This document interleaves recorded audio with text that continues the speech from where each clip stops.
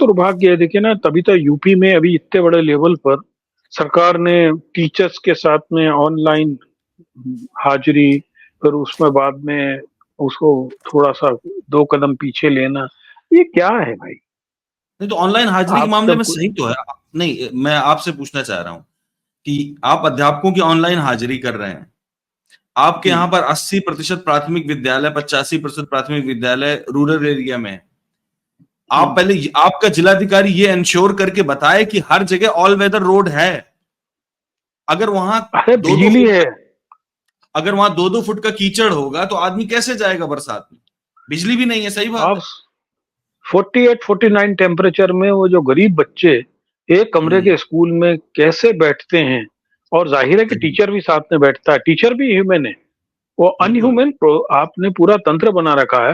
वो टीचर के पास काम कितने हैं? अभी तो उत्तर प्रदेश में उन्होंने ऑर्डर निकाला है कि टीचर आवारा पशुओं को भी पकड़ेगा और घेरेगा, उनकी भी गिनती करेगा। मट्टी का तेल वो बांटेगा, राशन कार्ड वो बांटेगा, चुनाव वो कराएगा, जनगणना वो कराएगा, बच्चों को स्कूल ले जाने का एनरोलमेंट वो करेगा।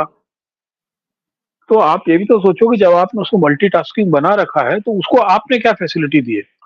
कोई फैसिलिटी एक नहीं है। मॉडल एक मॉडल बिल्कुल। स्कूल होता जिसके अंदर 4 कमरे होते और टीचर के लिए भी 4 कमरे का साथ में घर होता, और उसके बाद में बोलते कि आपको बिल्कुल, सबसे बड़ी चीज अकेले हाजिरी नहीं है ना उसमें, उसके बाद आपका उसको लॉक कर देंगे। हम्म।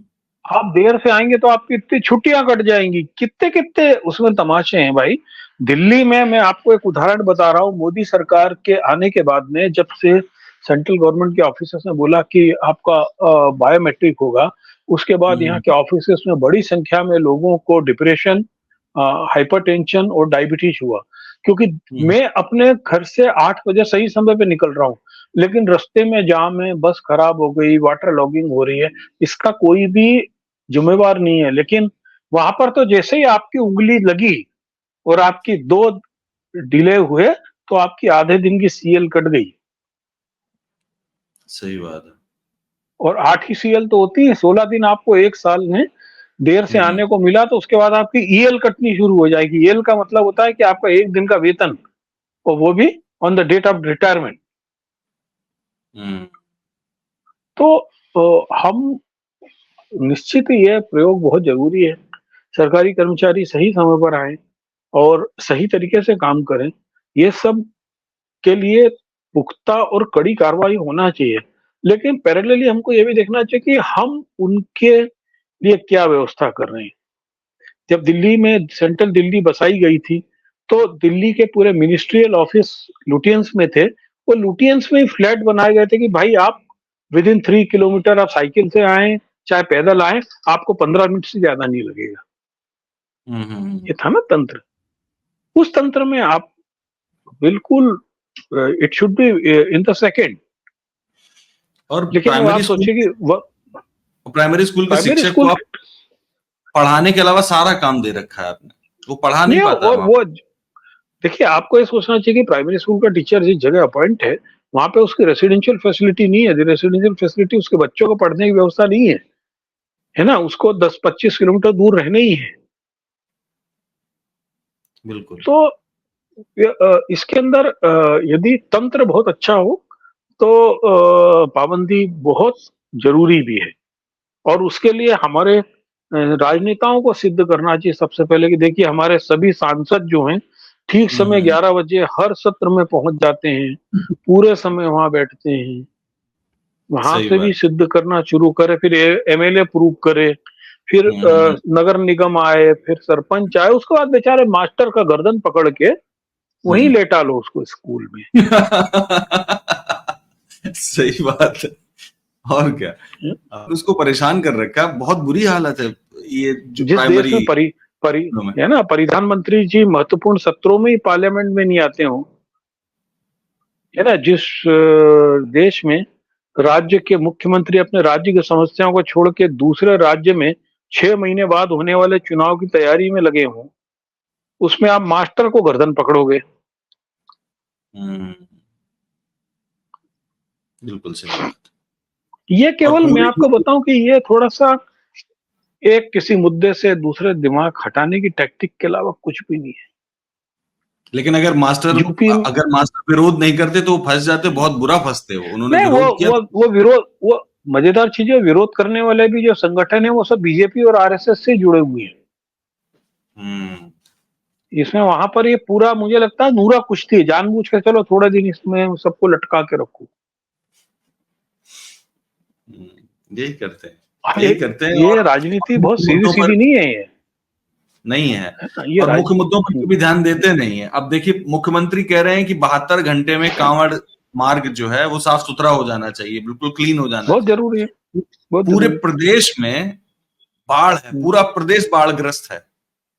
है। इस पर कोई खास कार्रवाई नहीं दिख रही है, बस लोग दिख रहे हैं, वीडियोस दिख रहे हैं, परेशानी दिख रही है, हताशा दिख रही है, लेकिन प्रशासन की तरफ से कुछ खास नहीं दिख रहा है। लेकिन यहाँ कांवड़ यात्रियों के लिए सारी सुविधा देना बाकी। नहीं, और जब कांवड़ यात्रा निकलेगी तो मास्टर सही समय पे पहुंच के ऑनलाइन हाजिरी कर पाएगा, इसका भी कोई इंश्योरेंस है क्या? हाँ, कोई तो इंश्योरेंस कहो, ठीक है ना, तो कोई अश्योर ही नहीं कर रहे हैं। हाँ, बिल्कुल। कांवड़ को तो उन्होंने एक ऐसा मान लिया है कि वो सबसे बड़ा वोट केचर है, सबसे बड़ा, यानी हर साल 10 दिन कांवड़ के नाम पर सड़कों पे अराजकता रहती है, उपद्रव की स्थिति रहती है। तो मुझे लगता है देश में चाहे मुहर्रम के ताजिए हों, चाहे कांवड़ हो, चाहे गुरु ग्रंथ साहिब का जुलूस हो, सड़क पे धार्मिक कार्य स्ट्रिक्टली बंद कर देना चाहिए। बिल्कुल। मेरे तरीका इंसान हो तो मैं बोलूं कि मेरठ से वो हाई स्पीड ट्रेन चल रही है, कांवड़ियों को उसमें चढ़ाओ और दिल्ली के इस कोने से उस कोने तक उनको मेट्रो में बिठा के रात में केवल मेट्रो चलाओ कि दिलशाद गार्डन से मेट्रो में बैठो, रोहिणी भी उतरो और वहां से पैदल चले जाओ। मैं मजाक नहीं कर रहा हूँ। नहीं, आप सही कह रहे हैं, पर ये उत्सव कैसे होगा? ये तो धार्मिक राजनीतिक उत्सव बन गया है ना, ये कोई सिर्फ और रिलीजियस नफरत नहीं रहा। देखिए, हर दिन हर साल ऑन एन एवरेज अकल वेस्टर्न यूपी में कम से कम 50 जगह कांवड़ यात्रा के दौरान इस तरह के उपद्रव होंगे। तूने मेरी कांवड़ छू ली, गिरा दिया, दूसरे जात का लोग छोके मुसलमान निकल गया, ठीक है, ये सब होता रहता है। अब दिल्ली में मतीन अहमद न जाने कितने सालों से सीलमपुर के पास में कांवड़ियों की स्वागत के लिए अपना स्टॉल लगाते हैं। अब यूपी के एसपी के अनुसार तो अब उनको लगाना ही नहीं चाहिए, वो तो धर्म भ्रष्ट हो जाएगा, छूतछात हो जाएगी ना। बिल्कुल, ये धार्मिक वही 10 दिन वैमनस्य। यदि सभी 10 दिन मुसलमान जितने हैं सब सब्जी और फल का कारोबार बंद कर दे, फिर देखें क्या होता है। यानी अब मुझे लगता है बाजार में 2 केले दिखेंगे, राम केला, रहीम केला, है ना, अल्लाह का आम, भगवान का आम, है ना। तो अब यही करना पड़ेगा, है ना। यही बाकी रह गया, बस इतना ही बचा है। सही कह रहे हैं आप, राम केला मिलेगा, रहीम केला मिलेगा।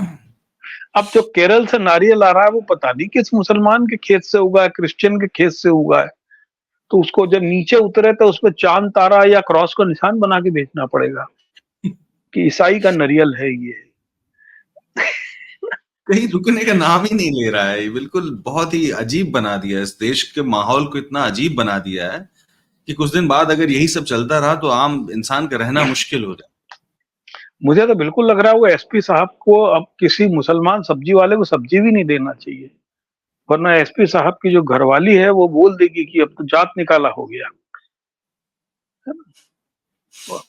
सही बात। कई सबसे बड़ी चीज है कि सोशल मीडिया पे हर्षवर्धन त्रिपाठी जो अपने आप को पत्रकार कहता है, इस किस्म का नालायक लोग उसको जस्टिफाई कर रहे हैं कि इसमें गलत क्या है। हमने उनसे पूछा कि भाई आप प्रूफ करो कि आप हर्षवर्धन हो, आपने किसी का हर्ष बढ़ाया है और आप त्रिपाठी भी हो, प्रूफ करो, फिर ये नाम लगाओ, नहीं तो अपना नाम दुखवर्धन त्रिपाठी रखो।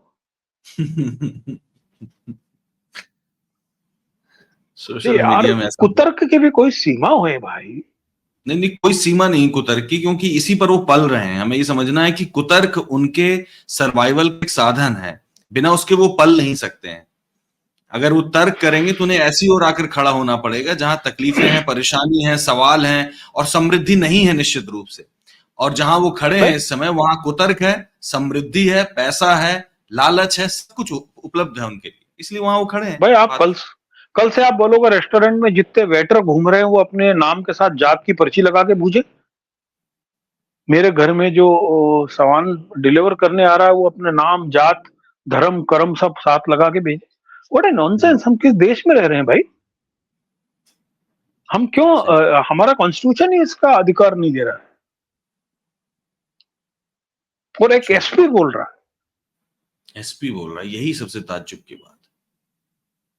यूनियन पब्लिक सर्विस कमीशन जैसी एस्टीम्ड बॉडी से चुनकर पहुंचा एक व्यक्ति और इस तरीके से बोल रहा। दुर्भाग्य। बहुत ठीक है पंकज जी, इसको यहीं खत्म करते हैं। ठीक है, नमस्ते।